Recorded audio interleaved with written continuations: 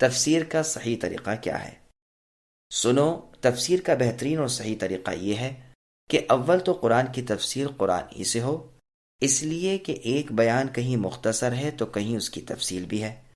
اس کے بعد قرآن کی تفسیر حدیث سے ہوتی ہے، اس لیے کہ حدیث قرآن کریم کی تبیین اور تفسیر ہے۔ بلکہ امام ابو عبداللہ محمد بن ادریس الشافعی رحمۃ اللہ علیہ فرماتے ہیں کہ رسول اللہ صلی اللہ علیہ وسلم کے تمام احکام قرآن ہی سے سمجھے ہوئے ہیں۔ اللہ کا فرمان ہے، ہم نے تم پر یہ کتاب اے نبی حق کے ساتھ نازل فرمائی ہے تاکہ آپ لوگوں کے درمیان اللہ کے بتائے ہوئے احکام کے مطابق فیصلہ کر سکیں۔ خبردار، آپ خیانت کرنے والوں کی طرف دار مت بنیے۔ دوسری جگہ ارشاد ہوتا ہے، ہم نے تو آپ پر اسی لیے یہ کتاب اتاری ہے کہ لوگوں کے اختلاف کا فیصلہ کر دیا کریں۔ یہ کتاب ایمانداروں کے لیے ہدایت و رحمت کا باعث ہے۔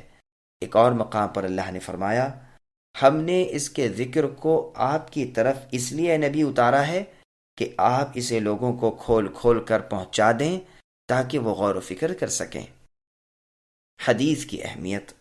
رسول اللہ صلی اللہ علیہ وسلم فرماتے ہیں، جیسا کہ سنن نبی داؤد میں ہے، میں قرآن بھی دیا گیا ہوں اور اس کی مثل یعنی ایک اور چیز بھی اسی کے ساتھ دیا گیا ہوں۔ اس سے مراد سنت ہے۔ یہ یاد رہے کہ احادیث بھی اللہ کی وحی ہیں۔ جس طرح قرآن بذریعہ وحی الہی اترا، اسی طرح حدیث رسول صلی اللہ علیہ وسلم بھی وحی الہی ہے، مگر قرآن وحی متلو ہے، اس کی تلاوت ہوتی ہے، اور حدیث وحی غیر متلو ہے، یعنی اس کی قرآن کی طرح تلاوت نہیں ہوتی۔ امام شافعی رحمۃ اللہ علیہ اور دوسرے بڑے بڑے ائمہ رحمۃ اللہ علیہم نے اسے دلائل سے خوب ثابت کر دیا ہے، لیکن یہاں اس کے بیان کرنے کا موقع نہیں۔ مقصد یہ ہے کہ قرآن کی تفسیر پہلے خود قرآن اور پھر حدیث سے کرنی چاہیے۔ قرآن کریم کی تفسیر میں اقوال صحابہ کی اہمیت۔ اسی بنا پر جب کسی آیت کی تفسیر قرآن و حدیث دونوں میں نہ ملے تو اقوال صحابہ رضی اللہ عنہم کی طرف رجوع کرنا چاہیے۔ وہ تفسیر قرآن کو بہت زیادہ جانتے تھے، اس لیے کہ جو قرینے اور احوال اس وقت تھے ان کا علم انہی کو ہو سکتا ہے۔ وہ اس وقت موجود اور حاضر تھے۔ علاوہ ازیں کامل سمجھ بوجھ، صحیح علم اور نیک عمل انہیں حاصل تھا، بالخصوص ان بزرگوں کو جو ان میں بھی بڑے مرتبے والے اور زبردست عالم تھے، جیسے چاروں امام جو خلفاء راشدین تھے، جو رشد و ہدایت والے تھے، یعنی ابو بکر صدیق، عمر فاروق اور عثمان ذو النورین اور علی رضی اللہ عنہم، اور جیسے عبداللہ بن مسعود سے مروی ہے، فرماتے ہیں، اس اللہ کی قسم جس کے سوا کوئی معبود برحق نہیں، کتاب اللہ کی کوئی آیت ایسی نہیں کہ میں نہ جانتا ہوں کہ یہ کس کے بارے میں نازل ہوئی اور کہاں نازل ہوئی۔ میں اگر جانتا کہ کتاب اللہ کے علم میں کوئی مجھ سے زیادہ ہے اور وہاں تک میں کسی طرح پہنچ بھی سکتا ہوں تو ضرور اس کی شاگردی میں اپنے آپ کو پیش کرتا۔ یہ روایت بخاری اور مسلم میں ہے۔ آپ یہ بھی فرماتے ہیں کہ ہم میں سے ہر شخص یعنی صحابہ جب تک 10 آیتوں کا پورا مطلب نہ جان لیتا اور ان پر عمل نہ کر لیتا 11ویں آیت نہیں پڑھتا تھا۔ عبد الرحمن سلمہ تابعی رحمۃ اللہ علیہ فرماتے ہیں کہ ہم نے جن سے قرآن سیکھا وہ ہم سے فرمایا کرتے تھے کہ ہم نے رسول اللہ صلی اللہ علیہ وسلم سے پڑھا، جب تک ہم 10 آیتوں کا علم و عمل رسول اللہ صلی اللہ علیہ وسلم سے نہ سیکھ لیتے آگے نہیں بڑھتے تھے۔ غرض قرآن کا علم اور قرآن پر عمل دونوں ہی کو سیکھا۔ انہی میں سے ایک حبر البحر عبداللہ بن عباس رضی اللہ عنہما ہیں۔ رسول اللہ صلی اللہ علیہ وسلم کی یہ رشتے میں چچا زاد بھائی اور ترجمان القرآن ہیں۔ رسول اللہ صلی اللہ علیہ وسلم نے ان کے لیے برکت کی دعا کی تھی اور کہا تھا، اللہم فقہہ فی الدین، اے اللہ انہیں دین کی سمجھ عطا فرمائیے، وعلمہ التأویل، اور قرآن کی تفسیر کا علم بھی نصیب کیجیے۔ یہ حدیث مسند احمد وغیرہ کی ہے۔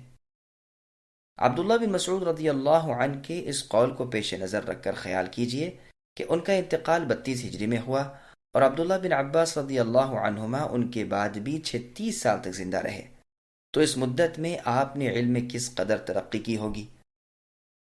ابو وائل فرماتے ہیں کہ علی رضی اللہ عنہ کے زمانے میں عبداللہ بن عباس رضی اللہ عنہما امیر حج مقرر ہوئے تھے۔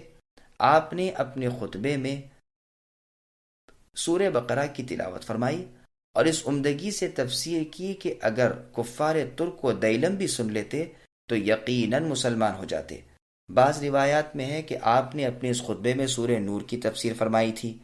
یہی وجہ ہے کہ اسماعیل ابن عبد الرحمن سدی کبیر رحمۃ اللہ علیہ اپنی تفسیر میں انہی دونوں بزرگوں کی اکثر تفسیر نقل کیا کرتے ہیں، لیکن کبھی کبھی اہل کتاب سے یہ بزرگ جو روایات لے لیا کرتے ہیں اسے بھی وہ بیان کر دیتے ہیں۔ تفسیر قرآن میں اسرائیلی روایات کی حیثیت۔ بنی اسرائیل سے روایت لینا مباح ہے۔ صحیح بخاری میں عبداللہ ابن عمر رضی اللہ عنہما سے مروی ہے کہ رسول اللہ صلی اللہ علیہ وسلم نے فرمایا، میری طرف سے پہنچا دیا کرو، یعنی میری بات کو اوروں تک، اگرچہ ایک آیت ہی ہو۔ بنی اسرائیل سے بھی روایت لینے میں کوئی حرج نہیں، مجھ پر قصدن یعنی جان بوجھ کر جھوٹ بولنے والا قطعاً جہنمی ہے۔ یہ حدیث بخاری، ترمذی وغیرہ کی ہے۔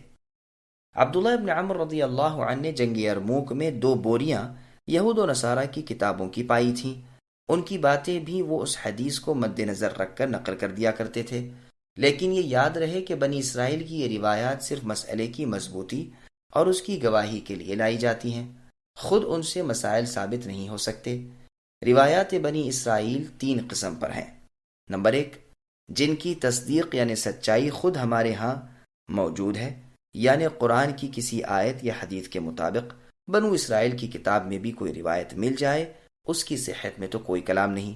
نمبر 2، جن کی تکذیب یعنی ان کا جھوٹا ہونا خود ہمارے ہاں موجود ہو، یعنی کسی آیت یا حدیث کے خلاف ہو، اس کے غلط ہونے میں کوئی شبہ نہیں۔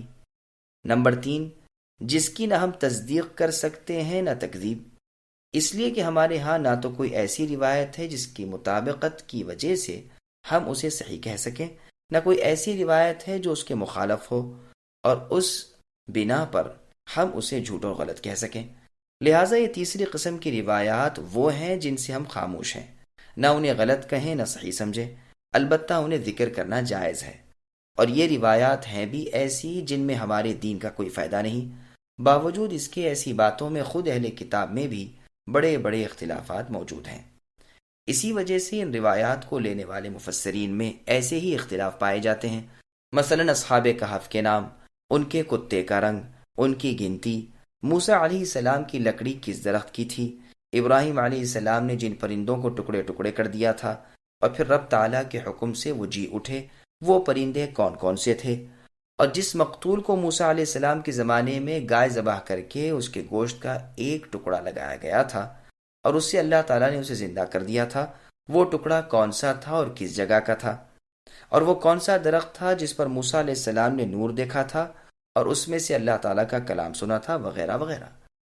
بس یہ وہ چیزیں ہیں جن پر اللہ تعالیٰ نے پردہ ڈال رکھا ہے اور ہمیں ان کا جاننا نہ جاننا کوئی نفع یا نقصان نہیں پہنچا سکتا، نہ اس کی تعیین میں کوئی دینی فائدہ ہے نہ دنیاوی۔ ہاں البتہ یہ بات ہے کہ اس اختلاف کو نقل کرنا جائز ہے، یا جیسا کہ خود قرآن نے اصحاب کہف کی گنتی کا اختلاف نقل کیا ہے، چنانچہ اللہ فرماتے ہیں سَيَقُولُونَ ثَلَاثَةٌ رَابِعُهُمْ كَلْبُهُمْ إِلَى آخر الآیہ، یعنی یہ اہل کتاب لوگ کہتے ہیں کہ اصحاب کہف 3 تھے اور ان کا کتا چوتھا تھا، اور کہتے ہیں کہ 5 تھے اور 6واں کتا تھا، یہ سب ڈھکوسلے ہیں، اور یہ بھی کہتے ہیں کہ وہ 7 تھے اور 8واں ان کا کتا۔ اے نبی صلی اللہ علیہ وسلم، آپ کہہ دیجئے کہ ان کی گنتی کو میرے رب ہی بخوبی جانتے ہیں، آپ ان سے اس بارے میں صرف سرسری گفتگو کیجئے اور اس بارے میں ان سے کچھ نہ پوچھیں۔ یہ آیت ہمیں بتاتی ہے کہ ہمیں ایسے مقام پر کیا کرنا چاہیے۔ اللہ تعالیٰ نے یہاں 3 قول بیان فرمائے، 2 کو تو ضعیف قرار دیا اور تیسرے پر ضعف کا حکم نہیں لگایا، جس سے معلوم ہوتا ہے کہ یہ صحیح ہے، کیونکہ اگر یہ بھی باطل ہوتا، یعنی اصحاب کہف 7 تھے اور 8واں ان کا کتا تھا، کیونکہ اگر یہ بھی باطل ہوتا تو ان دونوں کی طرح اسے بھی رد کر دیا جاتا۔ پھر ساتھ ہی ساتھ یہ بھی ارشاد فرمایا کہ ان کی تعداد کا علم تمہیں کوئی فائدہ نہیں دے سکتا، پھر تم اس کی چھان بین میں کیوں پریشان ہو؟ تم یہ کیوں نہیں کہہ دیتے کہ ان کی گنتی کا حقیقی علم صرف اللہ تعالیٰ کو ہی ہے؟ بہت کم ایسے لوگ ہیں جنہیں اللہ نے ان کی صحیح تعداد پر مطلع فرمایا ہے۔ جب یہ معلوم ہو چکا کہ وہ اٹکل پچو باتیں بنا رہے ہیں تو پھر اس کے پیچھے پڑنے اور ان سے دریافت کرنے کی کیا ضرورت؟ اسی طرح ان آیتوں سے معلوم ہوا کہ کسی اختلاف کو نقل کرنے کا بہترین طریقہ یہی ہے کہ تمام اختلافی اقوال بیان کر دیے جائیں، صحیح غیر صحیح پر تنبیہ کر دی جائے، اور اس اختلاف کا فائدہ بھی بیان کر دیا جائے تاکہ بیکار کام میں پڑ کر کوئی شخص کارآمد شغل سے رک نہ جائے۔ جو شخص اختلاف نقل کرنے میں تمام اقوال بیان نہ کرے تو یہ اس کا قصور ہے، ممکن ہے ٹھیک قول وہی ہو جسے اس نے چھوڑ دیا۔ اسی طرح جو شخص اختلاف نقل کر کے فیصلہ کیے بغیر چھوڑ دے، اس نے بھی غلطی اور تقصیر کی۔ اگر غیر صحیح کو جان بوجھ کر صحیح کہہ دے پھر تو وہ جھوٹا ہے، اور اگر جہالت سے ایسا کرے تو پھر وہ خطا کار ہے۔ اسی طرح جو شخص کسی ایسی باریک بات میں جس میں کوئی بڑا فائدہ نہ ہو بہت سارے اقوال اختلافی نقل کر دے، یا ایسے اختلافات نقل کرنے بیٹھ جائے جن کے الفاظ مختلف ہوں مگر نتیجے کے اعتبار سے یا تو اختلاف بالکل ہی اٹھ جاتا ہو یا یوں ہی معمولی سا رہ جاتا ہو، اس نے بھی اپنے قیمتی وقت کو بیکار ضائع کیا اور نہ کرنے والا کام کیا۔ اس کی مثال ایسی ہے جیسے کوئی شخص دو جھوٹے کپڑے پہن لے۔ بھلائی اور سیدھی بات کی توفیق تو اللہ تعالیٰ ہی کے ہاتھ میں ہے۔